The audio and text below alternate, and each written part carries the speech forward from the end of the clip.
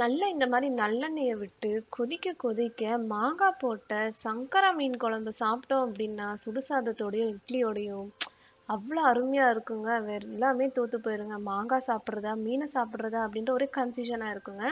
இந்த மாதிரி ஒரு மீன் குழம்ப எப்படி சீக்கிரம் செய்யலாம் அப்படின்றத வாங்க வீடியோக்குள்ள போய் பார்த்துடலாம். Welcome to Hema's Chettinad kitchen. மாங்காய் போட்ட மீன் குழம்புக்கு தேவையான பொருட்கள் பார்த்தீங்கன்னா, நான் இன்னைக்கு சங்கரா மீன் வாங்கியிருக்கேங்க. மீனை நல்லா வாஷ் பண்ணி க்ளீன் பண்ணி எடுத்து வச்சுருக்கேங்க. பாருங்கள், ரெண்டு பீஸாக தான் மீனை வந்து போட்டிருக்கோம். 2 டேபிள் ஸ்பூன் சோம்பு, குழம்பு மிளகாய்த்தூள் வீட்டில் அரைச்சதுங்க. மாங்காவை இந்த மாதிரி நீட்டமாக நறுக்கிக்கோங்க.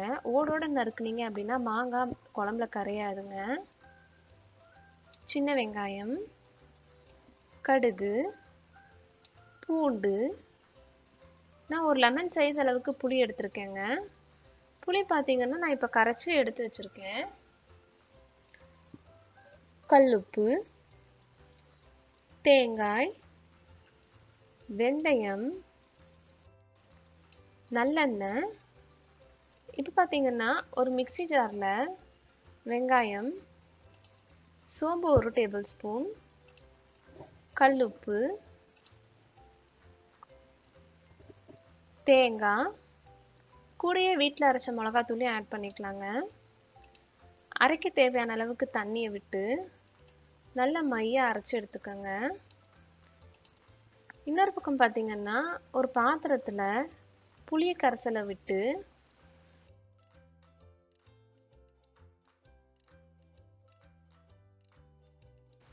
பாருங்க, மையாக அரைச்சி வச்ச மசாலையும் இதோடவே ஆட் பண்ணி நல்லா கலந்து விட்டுருங்க.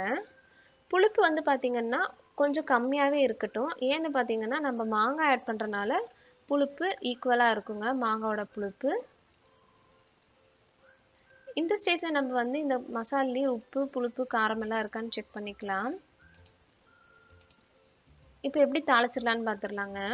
குழம்பு தாளிக்க ஒரு அகலமான வடை சட்டி வச்சுக்கோங்க, இல்லை மீன் சட்டியாக இருந்தாலும் ஓகேங்க.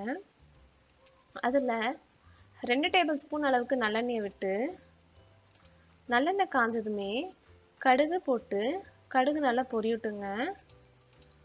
கடுகு பொரிஞ்சுமே 1/4 டீஸ்பூன் அளவுக்கு வெந்தயம் ஆட் பண்ணிக்கலாம். வெந்தயத்தோடவே நம்ம சோம்பையும் ஆட் பண்ணி நல்லா பொரிய விட்டுருவோம். கூடையே பூண்டையும் ஆட் பண்ணிக்கலாங்க.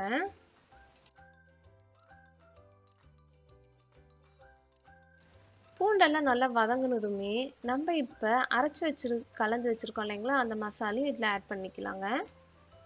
மசாலா நல்லா கொதிச்சு வரட்டுங்க. பாருங்க, நல்லா தலைன்னு கொதிக்கிறதுக்கு ஒரு 10 நிமிஷத்துக்கு மேலே எடுக்கும். இந்த மாதிரி ஒரு ஆடை மாதிரி கட்டும் பாருங்க. இந்த ஸ்டேஜில் நம்ம மாங்காவை வந்து ஆட் பண்ணிக்குவோம். மாங்காய் வேகிறதுக்கு எப்படி ஒரு 10 நிமிஷத்துக்கு வேணுங்க.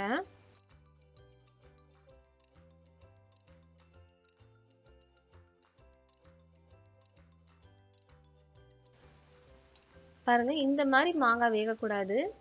இன்னும் ஃபோக்கில் வச்சு குத்துனீங்க அப்படின்னா கொஞ்சம் ஹார்டாக இருக்குது. இன்னும் ஒரு 5 நிமிஷம் வேக விட்டுருவோம்.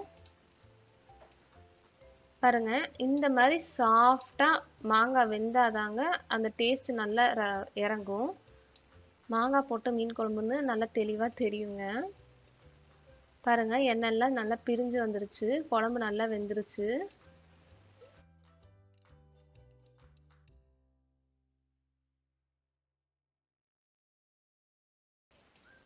இப்போ நம்ம மீன் ஆட் பண்ணிக்கலாம். நான் இன்னைக்கு சங்கரா மீன் எடுத்திருக்கேங்க, அதை வந்து ஆட் பண்ணிக்க போகிறேன். ஒரு பீஸாக மீனை ஆட் பண்ணி நல்லா கலந்து விட்டுட்டு ஒரு 5 நிமிஷத்துக்கு பார்த்தீங்கன்னா மீடியம் ஃப்ளேமில் வச்சு நம்ம குக் பண்ணி எடுத்துடலாம். 5 நிமிஷத்துலேயே மீன் நல்லாவே வெந்துருங்க. பாருங்கள், எவ்வளோ அழகாக வெந்துருச்சு. உங்களுக்கு இந்த ரெசிபி பிடிச்சிருந்தது அப்படின்னா கீழே கமெண்ட் பண்ணுங்கள். உங்களுக்கு எந்த மீன் ஃபேவரட் அப்படின்றது சொல்லுங்கள். மீனும் மாங்காவும் சேர்ந்து சாப்பிட்ருக்கீங்களா அப்படின்றதையும் சொல்லிடுங்க. பாய்.